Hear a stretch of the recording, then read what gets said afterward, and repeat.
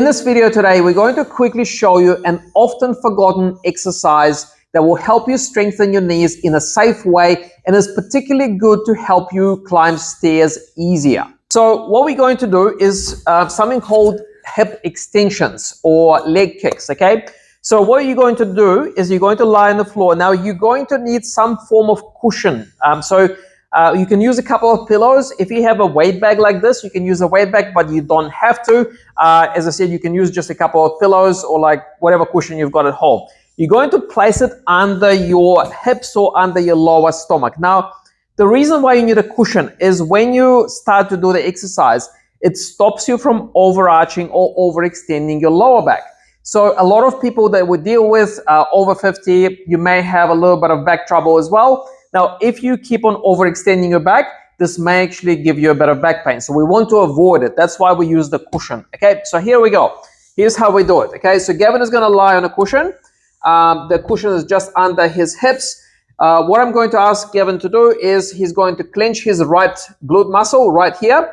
Okay, and keep it nice and tight. And then he's going to lift his knee off the floor or off the bed. Okay, he's going to hold it for just a couple of seconds and then slowly lower it back down. Okay, so you're not just dropping the leg down, you're going to slowly lower it down. And then we'll repeat the same thing again. We're going to go and lift the leg up, hold it for a couple of seconds, then bring it back down. Okay, we're going to do about 10 repetitions on one leg. Hopefully you get a bit of fatigue sensation in the buttock area, and then you're going to swap around and do exactly the same thing on your other leg. Okay, now as you can see, if you don't have a cushion under the stomach, there's a tendency for your lower back to overextend or overarch. Okay, so we will stop it by putting something under the stomach area. Okay, so I would recommend doing about so you're doing sets of 10. Do about 3 sets if you can. So you alternate one set on one leg, one set on the other leg, and do 3 times on each side. And hopefully by the end of it, you should start to feel a bit of tiredness in your hip area. What I will say is that this version is hard, okay, because when you're doing this exercise, it doesn't feel like you're doing a huge, massive range of a movement. It's actually a small movement, right? So what you can do is if it gets a little bit tough, you can just straighten your leg a little bit and then just lift up the glute that way and then do it that way. Okay, so you kind of take it away because sometimes people get a little bit of cramp in their hamstrings when they're bending as well. Yeah. So and this is quite common if you haven't done an exercise before. 100%, you straighten your leg out and do this. It's still going to work the glute and hamstrings a little bit, but it's going to take away that really tightness that you get if you're new to these exercises.